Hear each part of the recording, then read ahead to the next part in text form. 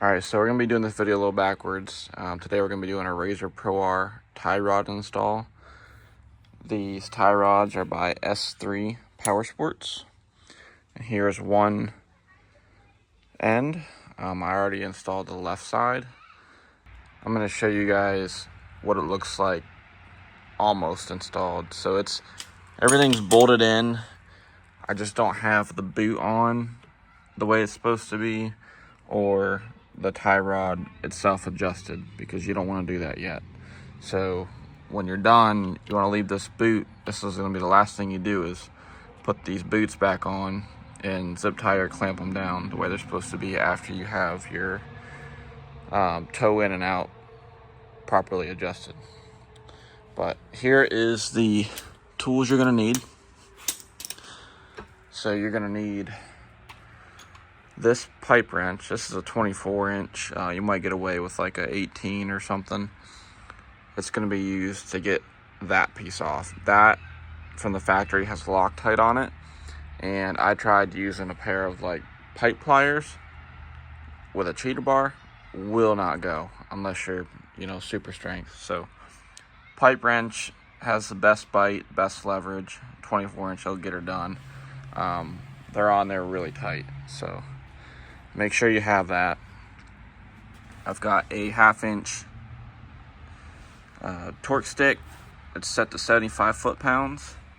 I have both the bolt going through the inner tie rod end, 75 foot-pounds, and then also the center bolt going to the steering rack at 75 foot-pounds.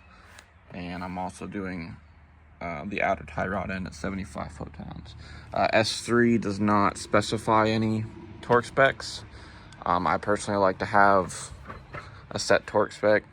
They said, just fasten it down, put Loctite on it, and good to go. So that's what I'm doing as far as torque.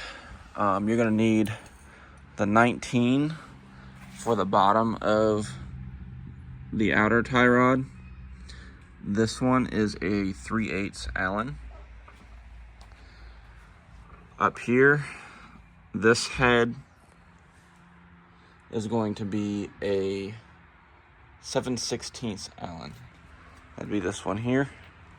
And then this 14 is for the center bolt going to the steering rack. I'll show you on you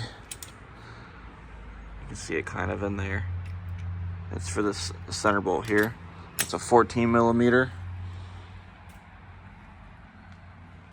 And what else? The set screws. So there's going to be a set screw here on top and on the bottom. Again, I'll show you on this piece. So you have your two set screws. Those are a 1/8 Allen wrench. The adjustables, I don't have a bigger wrench than a 1-inch. And both the squares on the tie rod and the jam nuts are bigger than 1-inch. So I've got some adjustables there for that. Hammer for beating out the old tie rod end to get it out. And some impacts, a 3/8 impact. You're mainly going to use the 1/2-inch, and you're going to need a long extension to get through here easily. Aside from that, that's pretty much it for tools that you're going to need. And make sure you have Loctite. I've seen someone do an install, not with S3 tie rods, but they're all about the same. They said to take the brake caliper off. You really don't need to do that. Just get a extension right here to get to this bottom if need be, and you can totally clear the brake assembly there. But with all that said, I'm going to get the tripod set up and do a video on installing the other side. That is bent because I let a woman drive, so that's why we're upgrading, because that's not supposed to look like a poo noodle like that. So let's get to it. Oh, and you're gonna need a big block or something, or a jack that goes really high, because you got about 30 inches of suspension droop there. And some good old Harbor Freight jack stands. Sorry, one other quick thing. You're gonna need a heat gun to get this boot to go over this new tie rod that is twice the size of that OEM tie rod. Takes a good bit of heat for this end and some lube, and you can shove her through. You will have to disassemble the shims, take them all the way off, and then put the boot down over the main tie rod. So the first thing we're gonna do here is get the boot off. This one here is easy. Just pinch this, it'll pull right off. The other one for the inner side is a little tricky. What I'm gonna do is take a flathead screwdriver and a hammer and shove the flathead into the, whatever you call that, buckle there, and it's gonna bust the clamp off. You're gonna need a new clamp.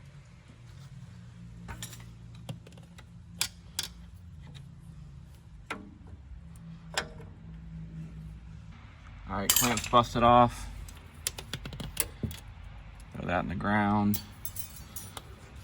Pull your boot back.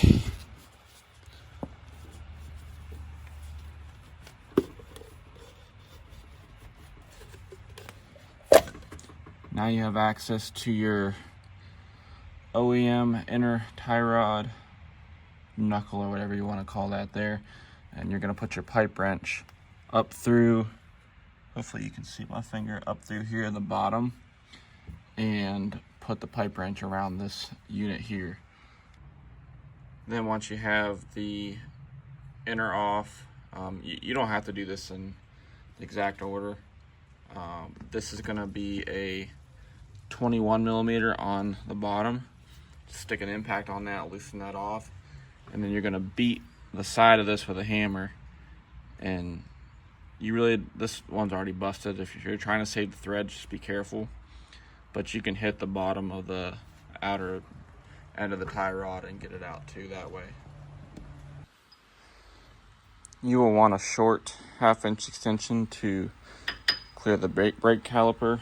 So got our extension, 21 millimeter, and then a 1/2 inch impact.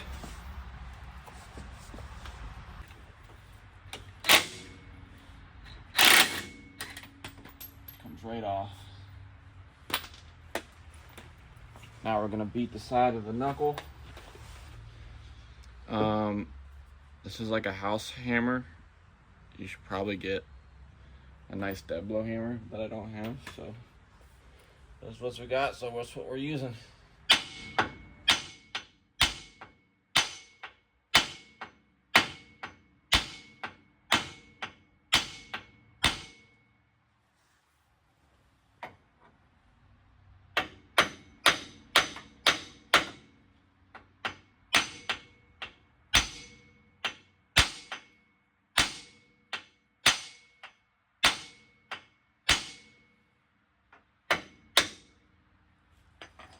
Goes.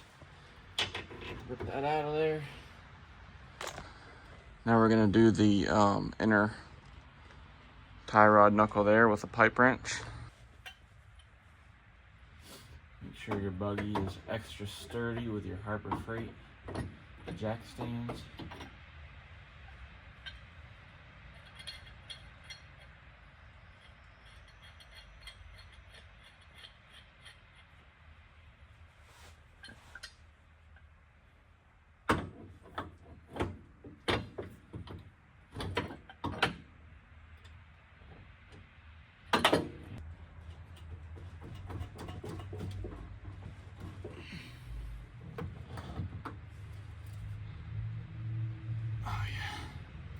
Man, I really feel like the other side was tighter, which isn't a bad thing considering the situation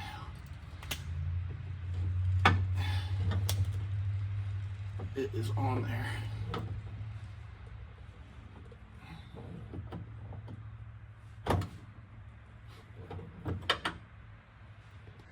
All right, so we got the old tie rod off. As you can see, there's a bunch of Loctite goop. Get some breaking parts cleaner and spray it in the threads. And what you're gonna wanna do is take the bolt out of there, spray some WD-40 or something like on those threads, or some grease, and run that in there, the bolt in there, and then run it out a couple times. It'll help clean out the threads, and then you'll need to put new Loctite in later. Another step we're going to be on now is you need to disassemble the old tie rod. Just unscrew this so you can slide the boot off. Get your clip. The boot and the clip is really the only hardware you need to take off the old. And then if you want to save, if your tie rod's still good, you know, put it back together and put it on a shelf somewhere. All right, so we're going to spray this out, clean it out good. Now we're going to run the new bolt in. Start it by hand.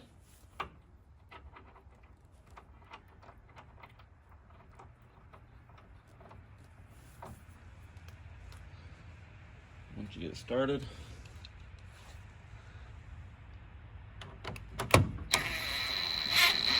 just run it in, nice and easy. Bring it back in and out. And that'll clean your threads out. All right, so next thing we're gonna do, you wanna spray some lube in the inside of the skinny end of your boot. And you're gonna heat this end so it expands and goes over this tie rod end that we've taken apart. Just a key note here, this flat end right here goes to the outer side, and the non-flat end goes to the inner side, in case you take this off and forget. So we want the skinny end of the boot to slide over the flat end so that the fat part of the boot is facing towards the inner tie rod end.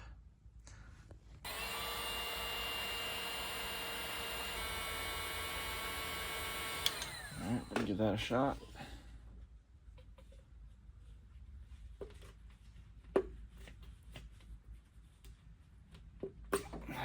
There we go. Slide her down.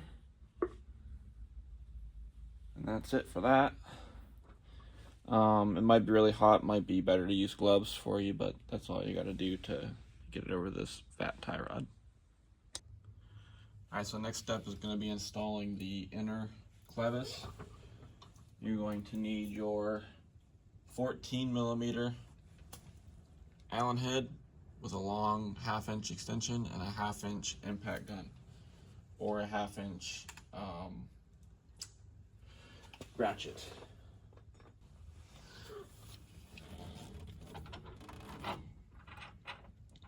So again, you want to make sure that it's kind of a pain, but you want to make sure you put this on hand tight first, or not hand tight, but get it started by hand. All right, so we got that started. Now we're gonna throw the impact on it. Don't get too carried away with the impact. Put it on like medium level. And you just want to get snug. And the position needs to be like parallel to the steering rack here.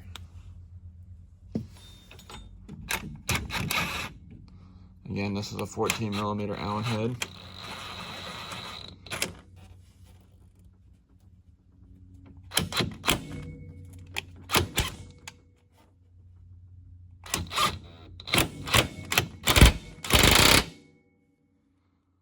About all the more you need to do it there. A couple ooga doogas. Once you have your, sorry for the shaking. Once you have your position that you want and you have it snug down, now you're going to use your 3mm Allen wrench and tighten down your set screws here nice and snug.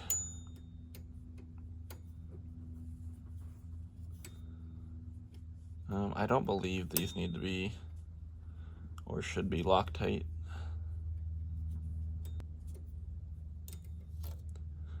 Just about hand tight, and then maybe like a quarter turn. Don't bust it. So we got our set screws nice and snug. Got the Loctite in the center bolt, and now we're going to snug it the rest of the way with a torque wrench to 75 foot-pounds, and then you're going to put your torque wrench up through the bottom here to access it. So here we have the inner tie rod clevis fastened down. You can see the orientation there. You want to have it about parallel with the steering rack there. Also, you want to have it about parallel with the shock. I have mine probably a little bit too far this way, but it's not too bad from what I can see now. We'll have to see when we get the tie rod in there. But you definitely don't want to have this like straight up and down, or else your angle is going to be off, and your knuckle right here is going to rub up against the clevis. You don't want that. Now we're going to put the inner part of the tie rod to the inner clevis here. You want your head of your bolt to go this way, so thread towards the firewall.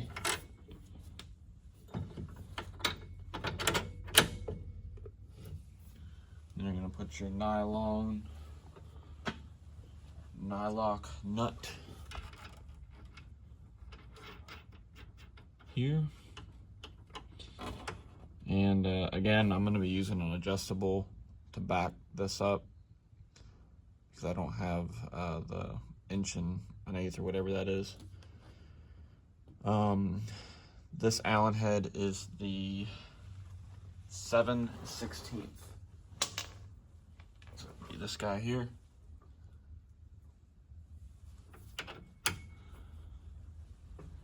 And you're not going to use an extension with that. You're just going to throw the ratchet or torque wrench. I recommend a torque wrench. Again, we're going to be doing this to 75 foot-pounds.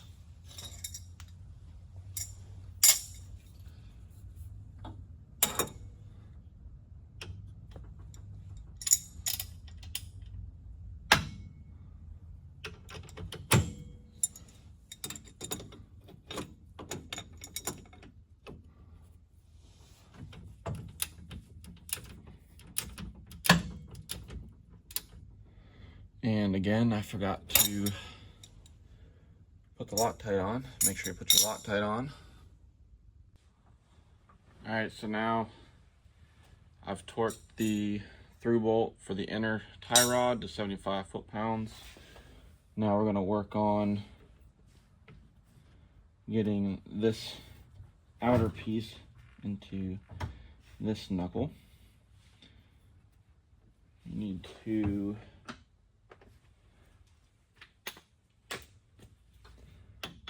stick some in here and position this so it's straight up and down. There we go. But not so much that your bolt doesn't seat down and hit this, because you don't want to be up against this. So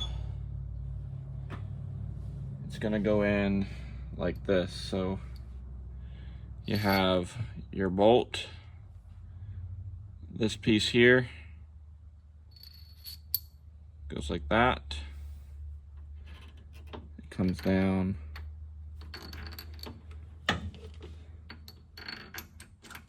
Seats in there. And then this piece goes on just like this. This will seat in the bottom of this outer tie rod.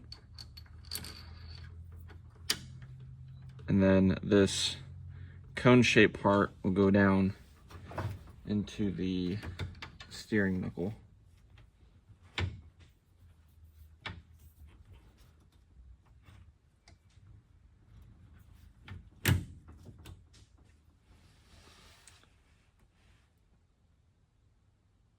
think I need to turn the steering wheel a little bit.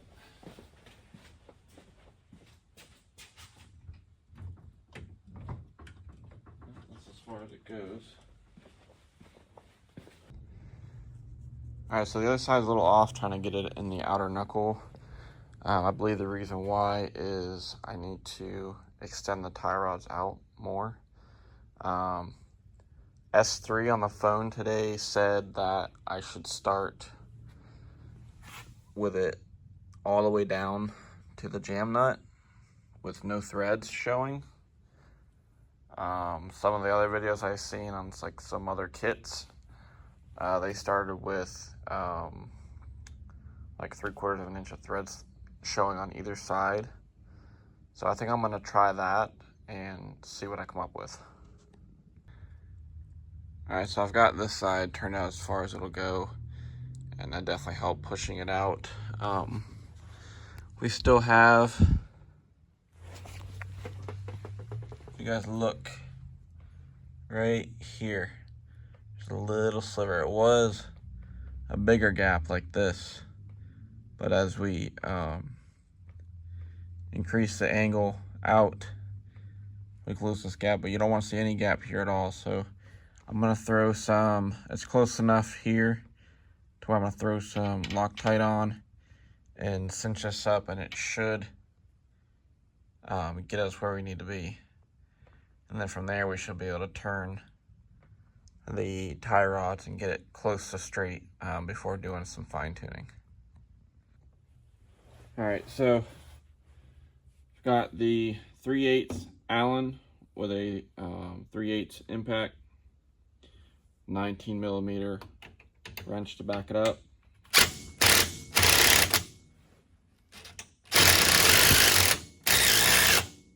Yep, that cinched it right down.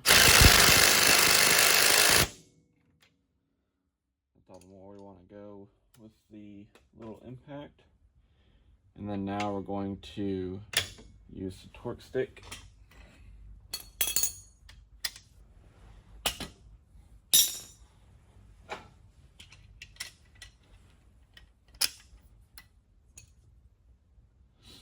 Again, we're doing 75 foot-pounds.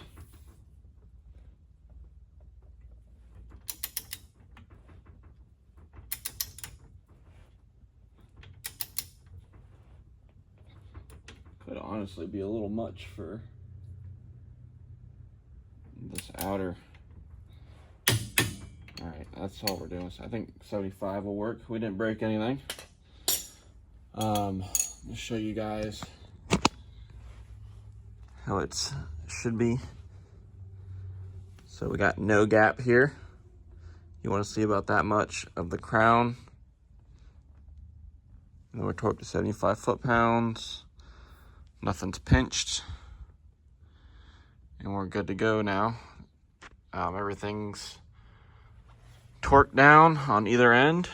And now it's just a matter of straightening these tie rods up so that the wheels go straight. To do that, one thing to help you put a little mark on one end of the flat spot so when you're turning you don't lose track of your turns and count your turns. So I know that I have from full stop at the end of the thread on the other side, I have 6 turns. This one I have 13.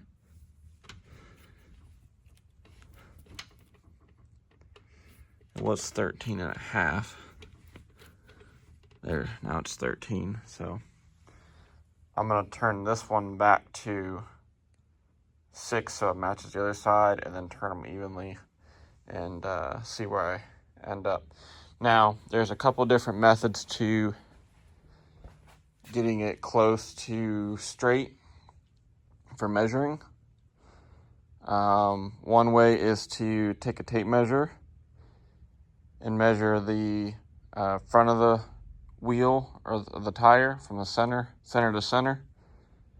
And let's say it's 60, and you measure the back center to center, and it's 62. Well, you want to your toed in. So you want to move your tie rod so it pushes the wheels out so that your measurement is the same. So it should be, say, for example, 61 on front center to center and then 61 on the back center to center. Then the other method to do that I've never done is the string method.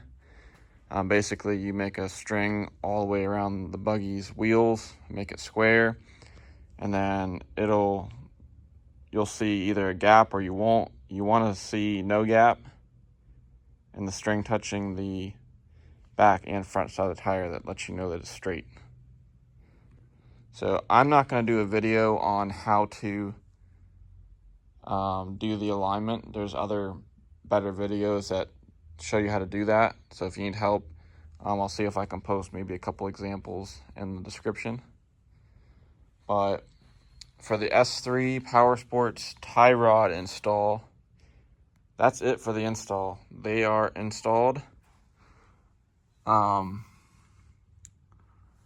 This just needs turned a little bit, but it's at a good angle. I'll show you on the other side what it should look like. And I guess that one's turned a little bit now too, but there should be, it'll settle out. There should be space on either side so that when this is going up and down, that this isn't rubbing up against the clevis. So we'll get these all adjusted up. If you guys have any questions on the install, let me know. Once you get everything squared up, make sure you put your boot back over the outside and put a zip tie or clamp, and then zip tie or clamp your inner boot as well. But that's it.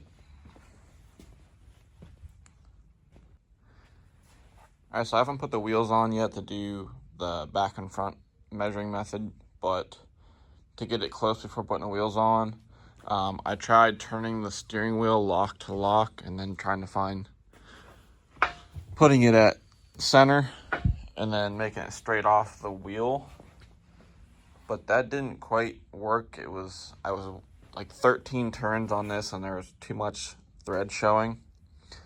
So I saw that with it turned all the way to lock right, that say like the other side was hitting the lock, but there was still space on this side when that was on the backside lock. So when this is turned all the way to lock one way or the other, if this is touching here, the lock should be touching or close to on the backside over there, and they were not. So what I did is I adjusted this side down, that I had too many threads on either end, so that, you know, the locks are touching, if that makes sense. Hopefully it does. And then once I got that, they were actually pretty close to the same amount of turns. It was like 7 or 8 turns on this side and the other side. And what it did, just to give you guys a baseline, it gave me about, I measured it here, it's about 1 inch of thread here and 1 inch of thread there, and about the same on the other side. And when I did that, see, the steering wheel here is pretty straight now, and we're pretty close. So it's just a little tidbit there if you need some help getting it close before putting the wheels on.